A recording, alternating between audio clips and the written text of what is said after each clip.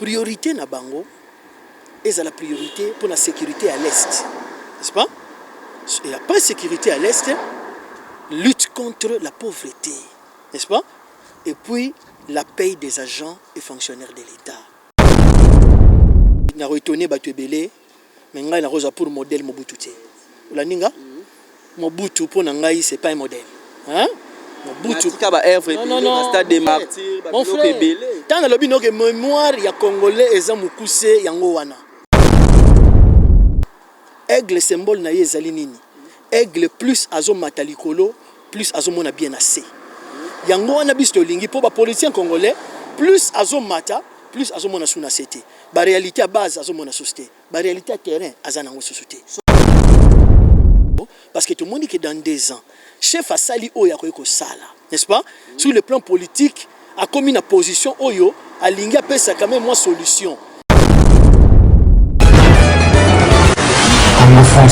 Merci beaucoup na bande kotou balandaka émission na biso na 3W Congo France. Merci na bande konyon so ba diaspora so pesa rabiso chance ou ba partager ka émission na biso na 3W Congo France. O ya mon boss monsieur Didi Dipumba o vema na kati Lyon o ya pesa ka bate belé ba actualité o ele kakanakin information nyonso na kin o to lukaka toujours na kati 3W Congo France. Merci na ba partenaire na biso nyonso ba soutenir na biso mame Milinze mamonte ma tous pepele ambetolo na kobo santé ONG diko ya papa Léon Banzi. Le loto kosulana moko ya ba président o eza Asbel Mobimba o efungwami na République de Kinshasa o lelo ba pesi chance na mokonza mboka bango pe batsa na bango likolo ya gouvernement likolo ya biloko nyonso o ya président ya mboka na biso bango pe babiyena makanisi na bango ba na implice na bango ya kobakisa na kati ya gouvernement kobakisa pas chef de l'état to kota président to meka ko sola naye bokomo to ko sola ni makambo ezebele. Bonjour président.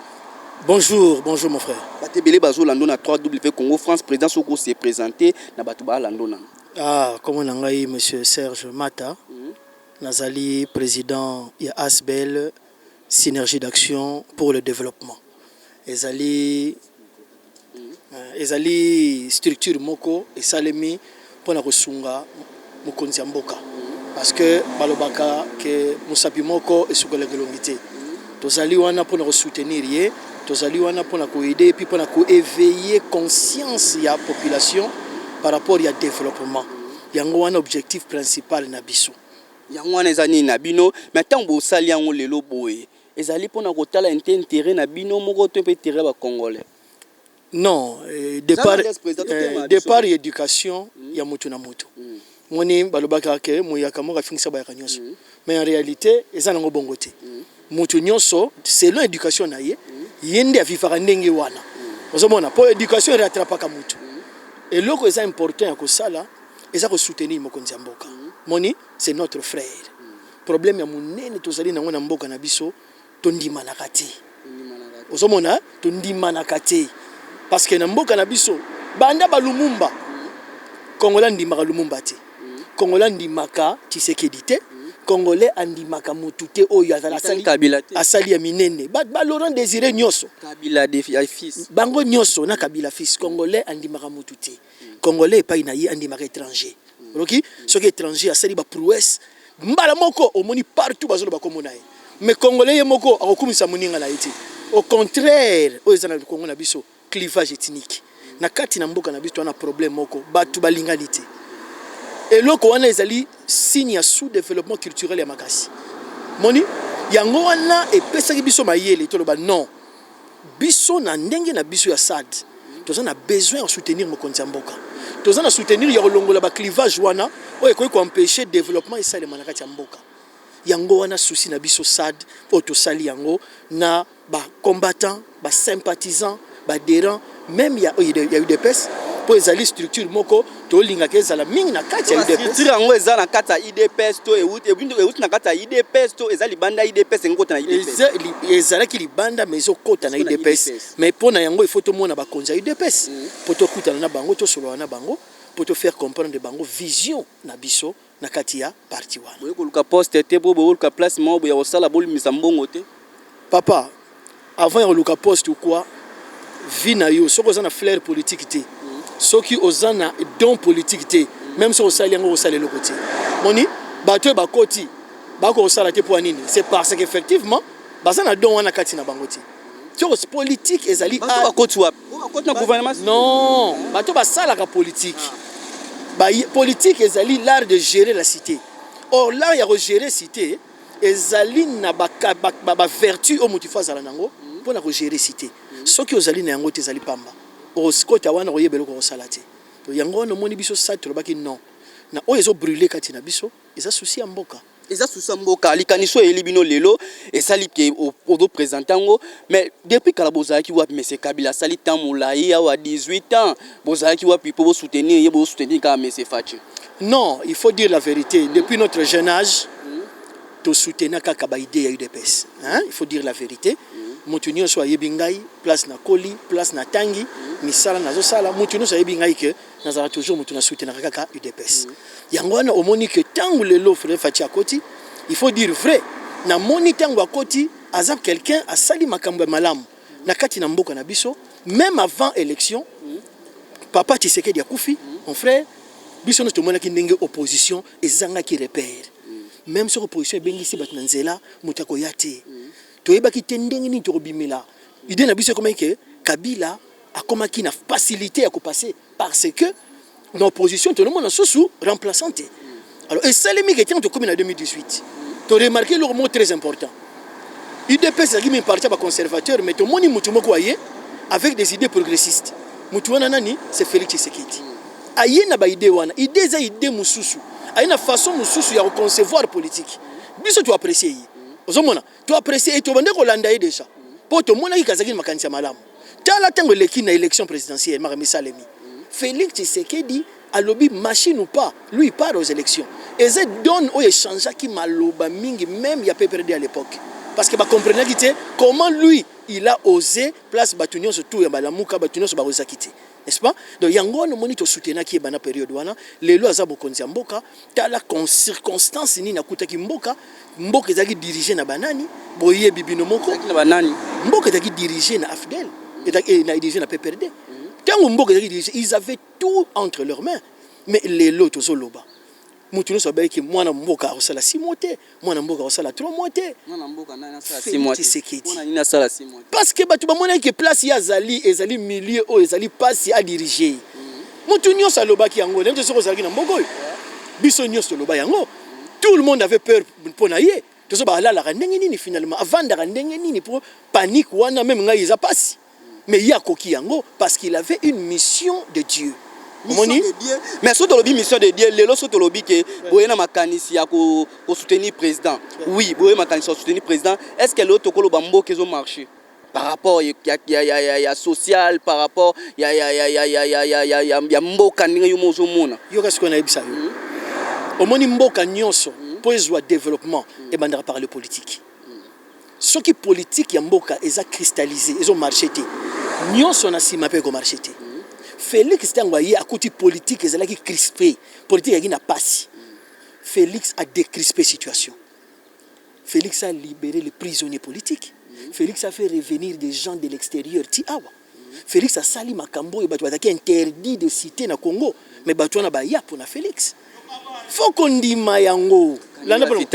Bango non attention ba domaine wana mususu biso na yo toi musika. Lana ba na soloba. Félix, tel que Félix c'est pas un gars à mouta tranquillité. Alors genre tranquillité. Hein? Ah bah genre bateau à cool, n'est-ce pas? Tant que yo traité malam. Mon frère, ndenge biso zalakawa, il faut traiter bien na moninga même na yo. Soki na sali yo mabe et que yo moni mabe wana eza mabe. Mais otika muto biki non, wana état justice doit s'occuper nango. Eza problème na bisoté. Donc il faut pas qu'on incriminer Félix na likambo wana. Moni souci o ya malamu tozolo balelo yo ezali que Félix a sali par naye par ne zali nini pona ngai fait ça réussir mandat naye pona ngai ko mema kutu teo makambo si a réussir po mandat naye mais Félix ke doye bibiso moko awa kaka na nini na nini na bana njil to mona ki babi président zo leka ba misusu ba jongo li président attention mon frère na benelo moko so lingi mulito olinga jamais OK hein mutako saote so linga mutute ata mutasali ba prouesse ndenge ni olinga ite hein na vie souci na biso zali nini même ata olingi ete mondi mata misala hein et c'est important on a zo ebisa yo 2018 mémoire na biso neza moke mingi to bossa na ratro ba congolais moni biso to yina mutu lelo mais mutu akufi boyo moni plein na stade zone di maté que congolais ndenge nini ayinaki mutu oyo akoyi na stade belé congolais na mémoire ya moke moni pona misala ba ça sali mingi na kati na mboka ozomona place oyo bato belé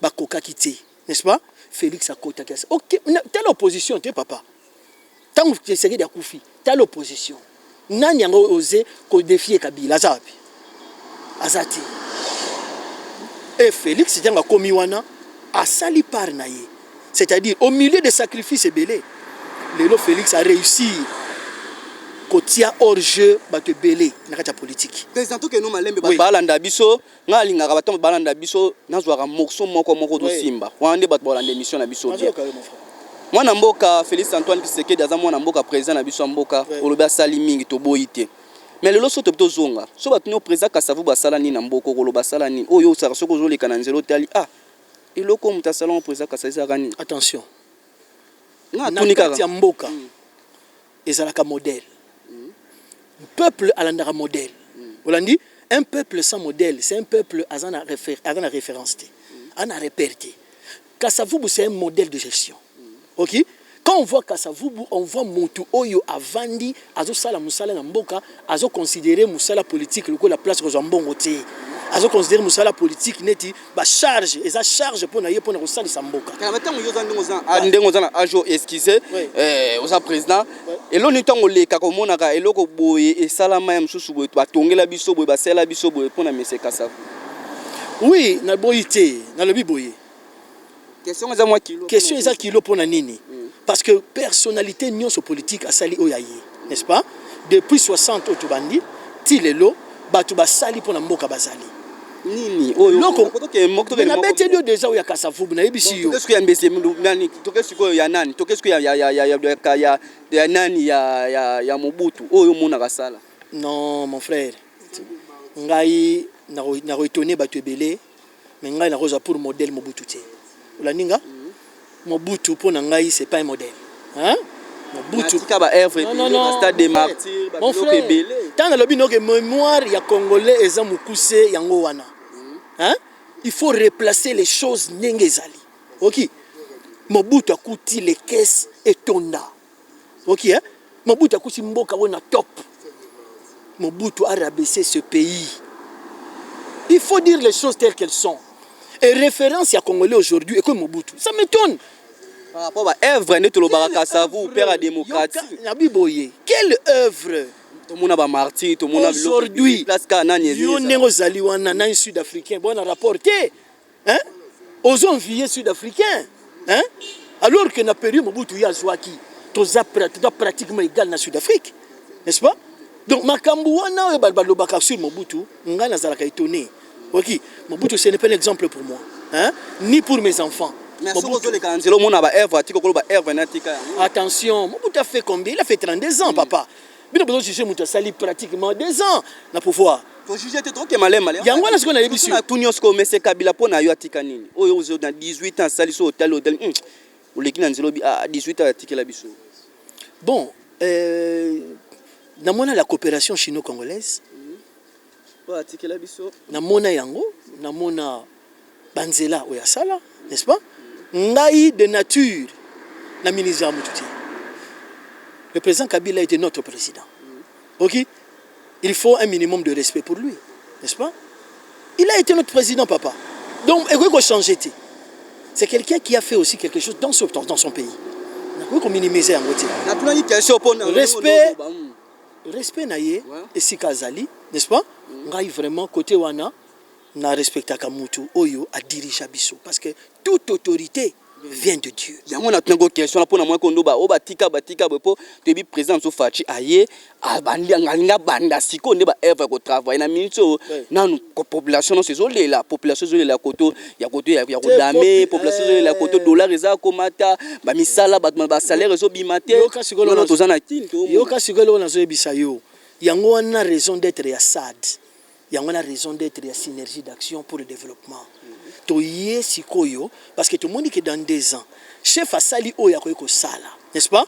Sur le plan politique a commis une position oyo alingi apesa quand même moi solution yango na tolobi que na temps restant oyo atikali na yango SAD aye po amikosunga pe chef de l'état amikosunga ye na nini tolingi topesa ba idée kaka po biso na kati ya SAD tocha symbole na biso aigle symbole na ye ezali nini aigle plus azo matalikolo plus azo mona bien assez yango wana biso tolingi po ba politicien congolais plus azo mata plus azo mona suna cité ba réalité à base azo mona société ba réalité à terrain azana ngo société sur le big aigle c'est que aigle bino boyo tala gouvernement boyo tala bat nyonso boyo tala so to lobi nini lelo gouvernement o ebimi oui pour na bino aigle pour mon gouvernement ebimi c'est la vision du chef de l'état telanga bien le gouvernement est ça la vision du chef de l'état et ça la vision na bango mokoté n'est-ce pas tant que ça la vision du chef de l'état le chef de l'état Zaliwana a pesa ba grandes orientations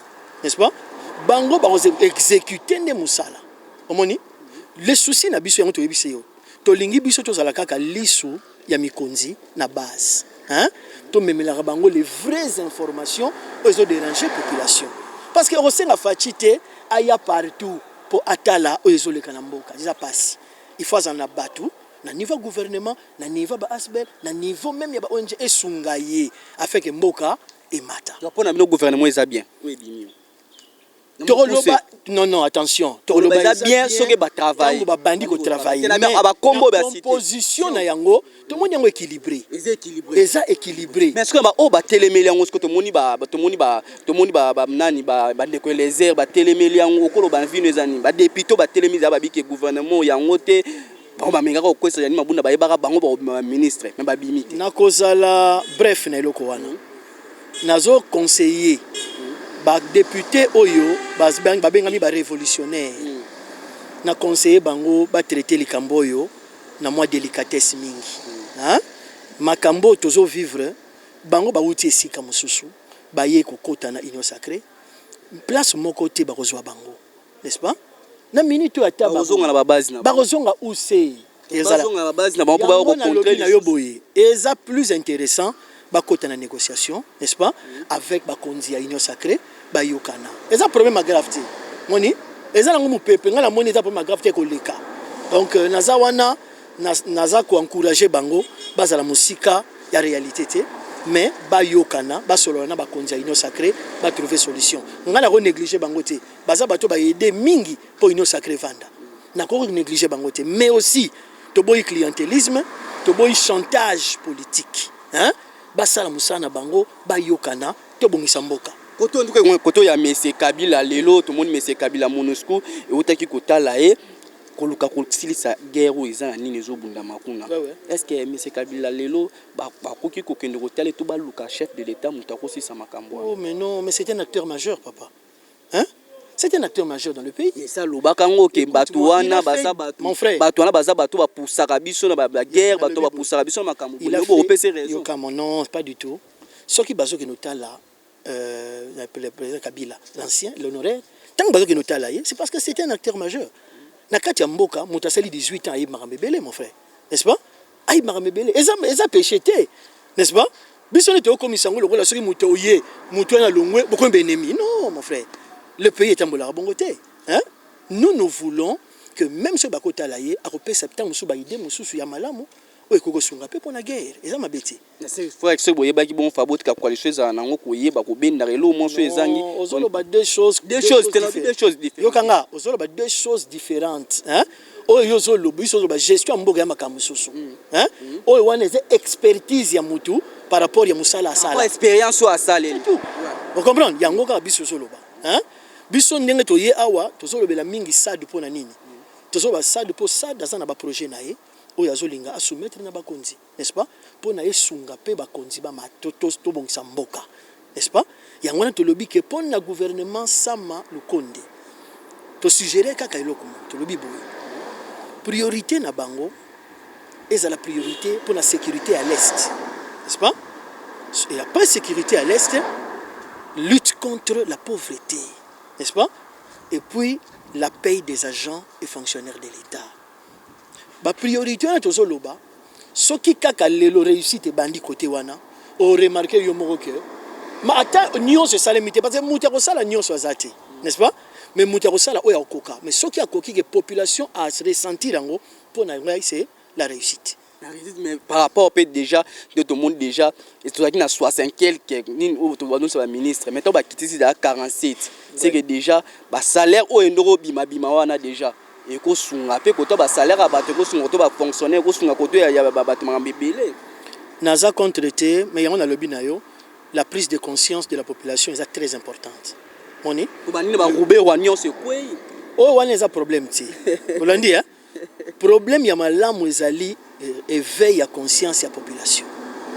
Cette population y a besoin conscience, n'est-ce pas, que nous devons reconstruire ce pays. Pas reconstruire, construire, parce que les amis jamais construit. Hein? Ceux qui ont reconstruire ce pays, il faut tout ça la synergie. Il